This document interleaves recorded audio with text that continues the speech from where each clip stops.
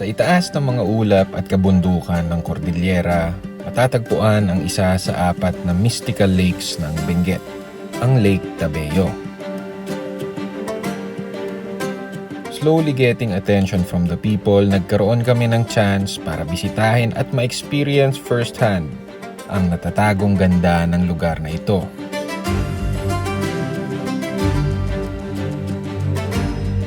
Traversing mountains and climbing roads that lead to the heavens in exchange for an experience of a lifetime.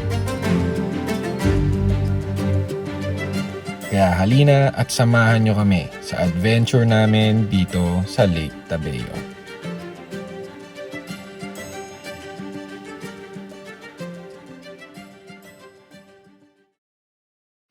Good morning guys! So, andito kami ngayon sa Baguio City. Since kahapon, dito yung jump off or yung starting point namin papuntang Lake Tabeo. So, since kahapon, namamasyal-masyal lang kami. Gala-gala at bumibili ng mga kailangan namin para dun sa camp namin sa Lake Tabeo.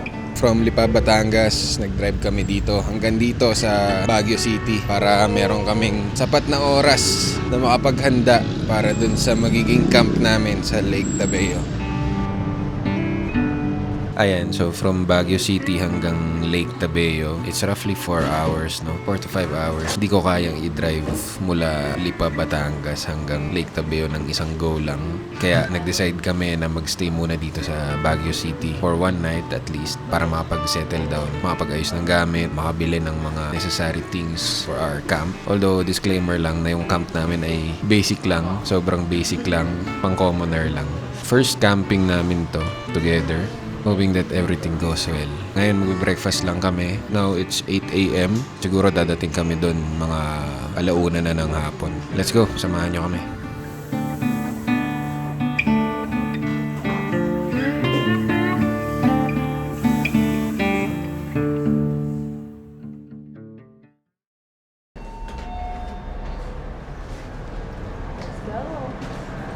Excited na siya.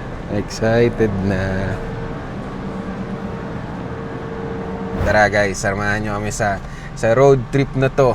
Let's go. We look to the mountains. We don't care if it's only a dream. Nothing is really what it seems anyway.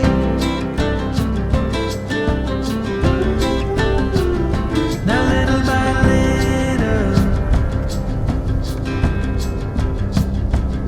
in the twilight's gentle flow, in the dance of fading light we grow.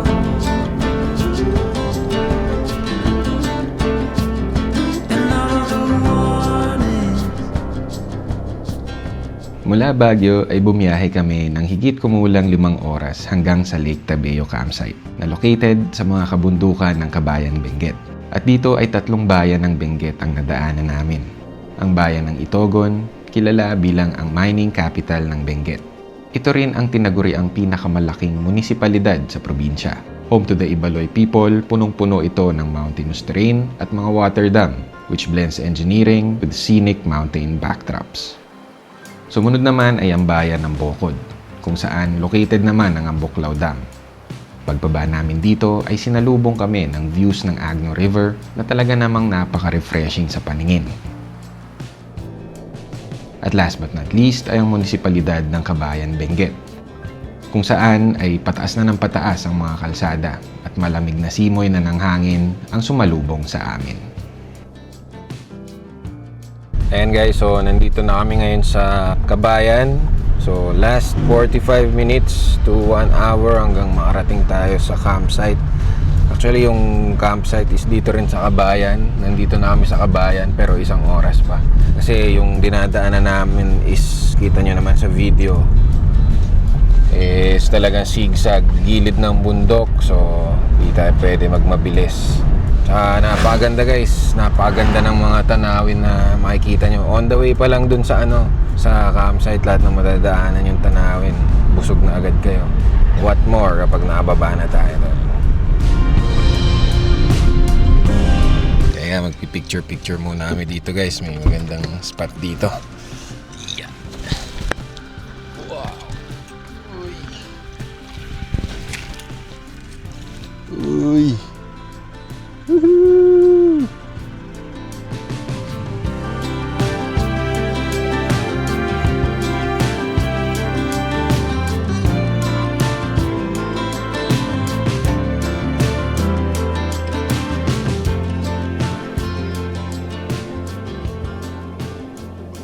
Nandito na tayo kung saan masikip na medyo yung kalsada. Magkabilang bangin na yung dinadaanan. So, medyo pinapawisan na yung kamay ko. Konting break muna. Pahinga-pahinga muna nung ating kotse. Mahirap na. Eto, makikita nyo guys, andito tayo ngayon. Grabe. Ang ganda. Wow. Ayan. So, ganyang kanipis lang dinadaanan natin. Ayan. Lahat na to bangin.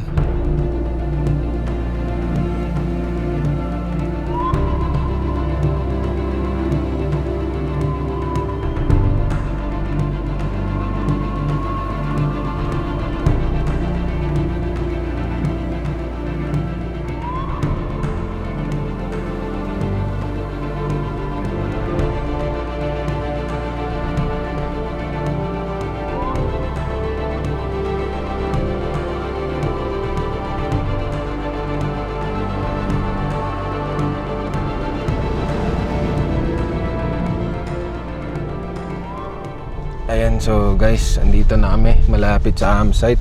Hanap muna tayo ng spot siguro natin.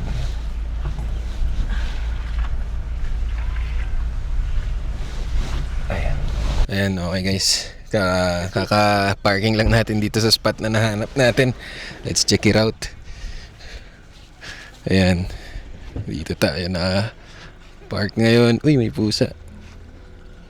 So, yan. Dito tayo magsi-set up nung ating mga tent, and wow, grabe.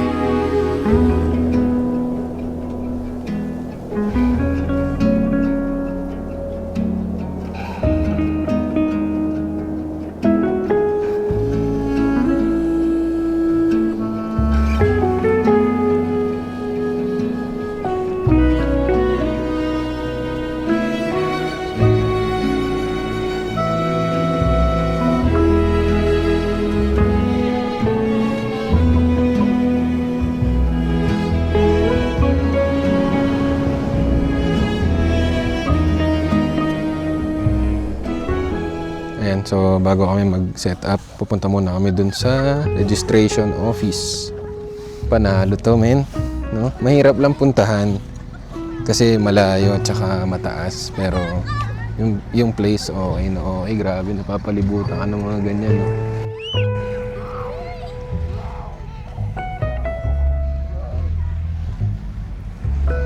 Lake on top of a mountain. Go, be. At pagkarating nga namin ay agad na kaming nagbayad sa registration office ng total of 1,900 pesos. Ngayon bagong dating ano? Opo. Dito po. Dagdag yun na po lang. Ito ang breakdown ng fees na binayaran namin. Oo. Sino?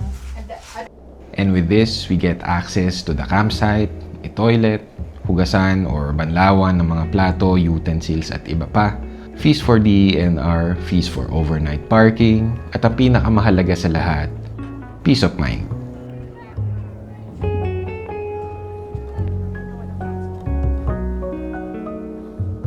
Matapos magbayad, ay diretso na kaming nag-set up ng camp namin.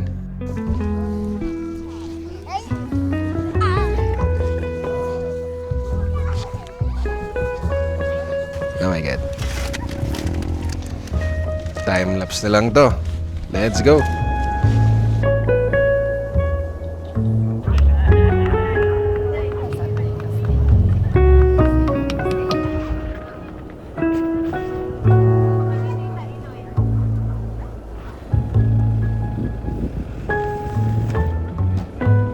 Ayan, so guys, natapos na namin ma-set up yung tent namin, chairs, tsaka lamesa. So ito yung ganap namin ngayon. May nakaupo na doon. Sige. So ngayon hugasan na muna namin yung mga lulutuin namin kasi magluluto kami ngayon para sa kakainin namin na lunch / merienda / dinner. Anong oras na? Alas 1:30 na. So yan, hugasan na muna namin. Tara, samahan nyo kami. Let's go.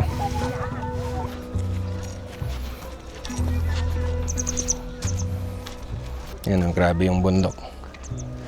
Tatakloban na ng mga ulap. Actually, ang maganda rin na site yung maganda rin na spot yun. Ayun, kung nasan yung red na pickup. Forma din. Kasi patag na patag siya.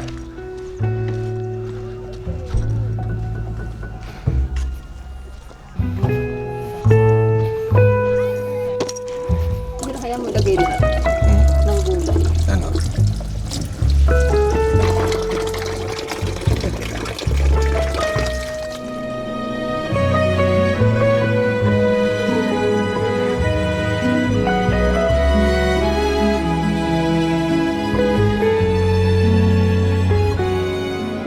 Ayan, so maghihiwa na tayo. Sorry guys, nalimutan namin magdala ng chopping board. First time campers talaga. First time campers. Kitang-kita nyo naman. So, maghiwa muna tayo ng karne natin. Sarap. Napaka-carefree, napaka-stress-free. Sarap magganito once in a while. Actually, buti nga na buhay yung idea namin na mag-try mag-camping. Kasi ang plano talaga namin, chill na lang somewhere sa Baguio, ganyan, o kaya sa Bontoc. Buti, naalala ko na Lake Tabeo. May napanood kasi akong video sa YouTube sa mga tropa natin dyan na travel vloggers, moto vloggers din. Nakita ko yung mga uploads nila na Lake Tabeo. And ayun, nabuhay yung si Club na mag-try mag-camping. And we are really glad that we pushed through. O kahit kita nyo naman yung dinaanan natin kanina, di ba? Napakahirap pumunta dito. Pero every second is worth it pag nandito na kayo.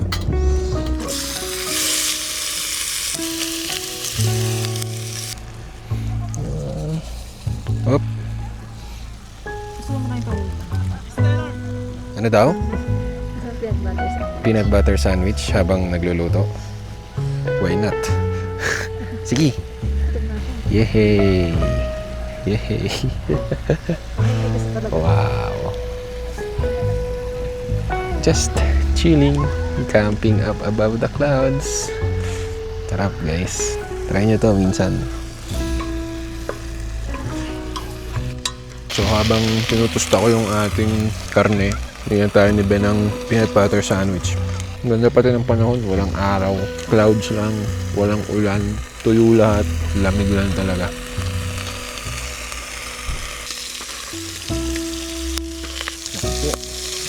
Putok-putok na Magit, sarap. Ngayon natin sa pauman. Sige daw. Opya. Sampalok, sinigang mix. Nasaan na yung siling hiniwa ko? Ito.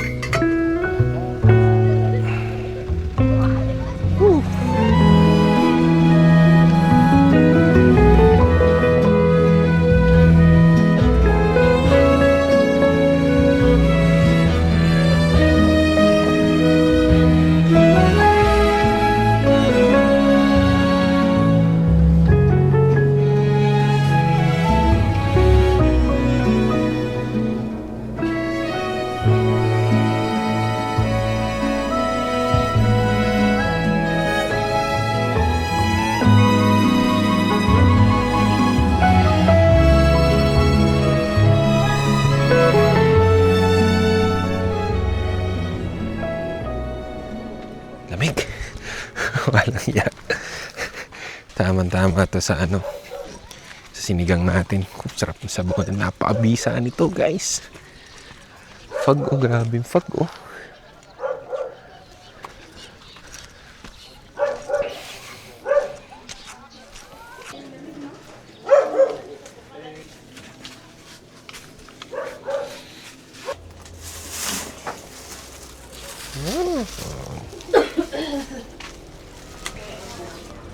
Okay, so let's get back. Bumili kami kali, chips, tsaka panghugas, pang dishwash.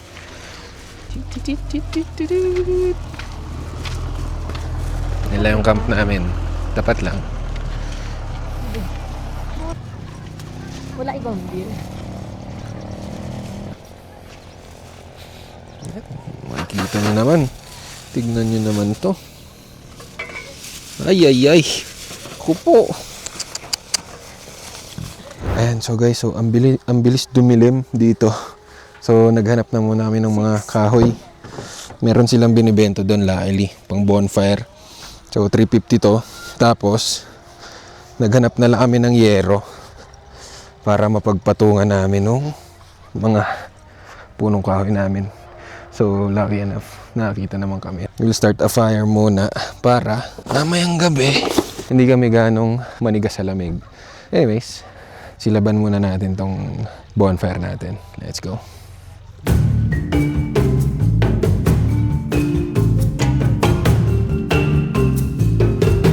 Ayan, so kain na kami.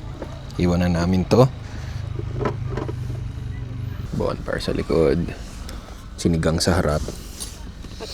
Natin. At bibi daw. Natin yan.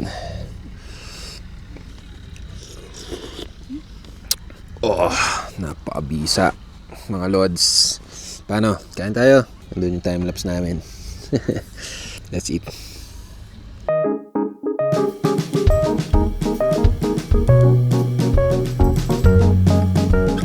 Tapos, ayan, may mga dumadating pa actually. Anong oras na? 7:30? 8, may mga dumadating pa na magka-camp. Ayan, so tamang muni-muni na lang kami dito. Chill-chill na lang. Meron kami biniling mga potato fries tsaka kali, no? Pampatulog, pampaantok lang. Ayan, nakapag-freshen up na rin kami.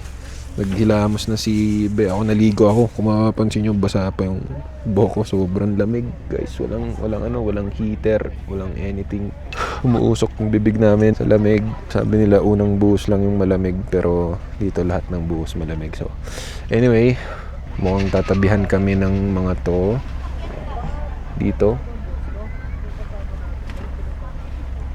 Mga bagong dating na camper, oh. Hanggang ngayon na naghanap pa rin sila ng spot. Paano ba naman, guys? Magka-camping kayo, dadating kayo alas 8. Ba't ganun?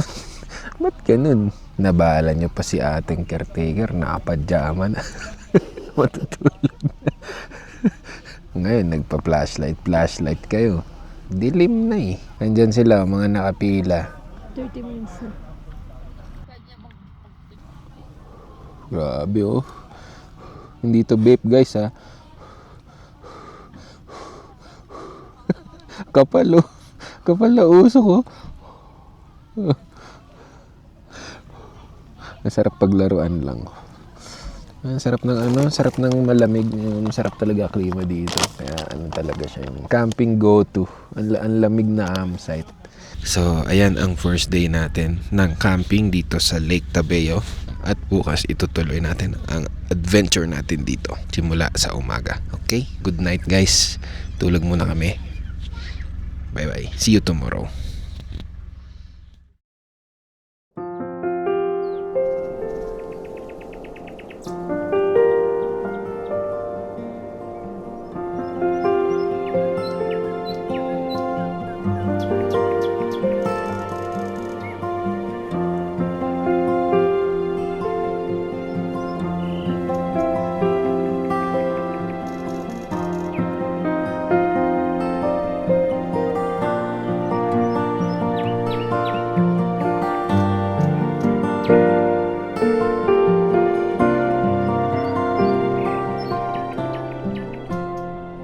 Good morning from Lake Tabeo. Alas 6 na kami nagising. Ang sarap matulog, napakalamig.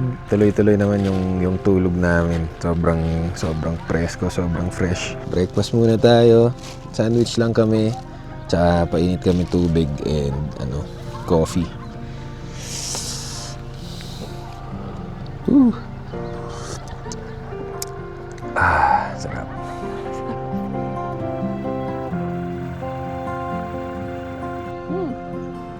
Ayan, so the sun is slowly setting in. sarap sa pakiramdam. Sarap sa pakiramdam na mainitan yung balat mo.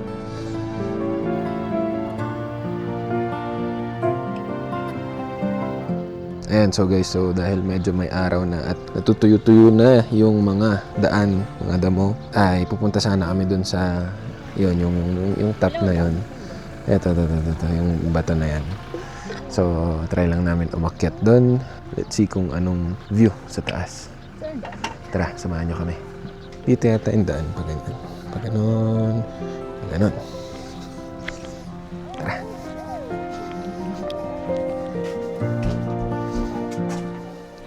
Yan, so napakalawak talaga ng camping spot dito, guys. Oh.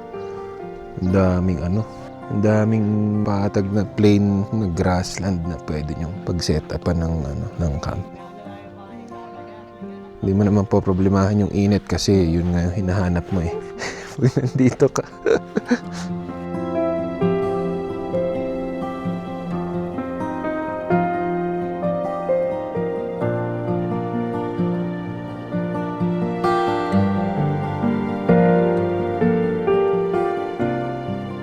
At habang papalapit na kami sa tuktok, we couldn't help but realize kung gaano talaga kaganda ang nilikha ng ating Panginoon. There's always something that heals every time we are doing these kinds of trips.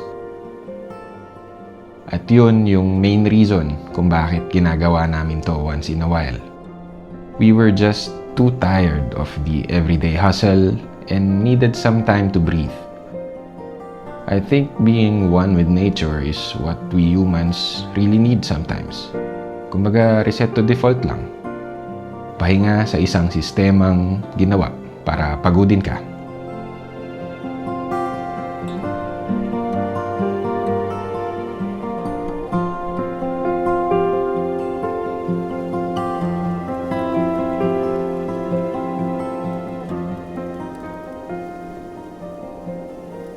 Ito yung kabilang side, guys, oh.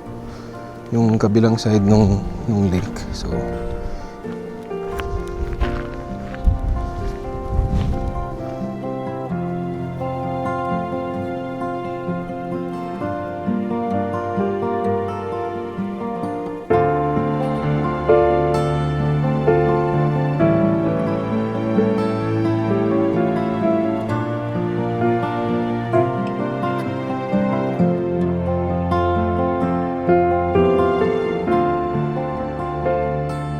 but sadly, all journeys come to an end.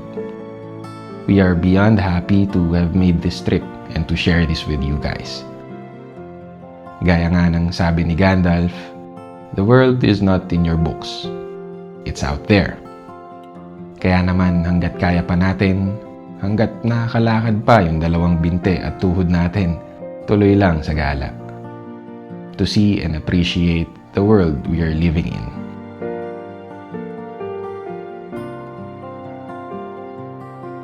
Muli, maraming salamat sa inyong panonood. Sana ay nag-enjoy kayo sa biyahe nating to. At kita-kits na naman ulit sa mga susunod pa nating ganap. Peace out, guys.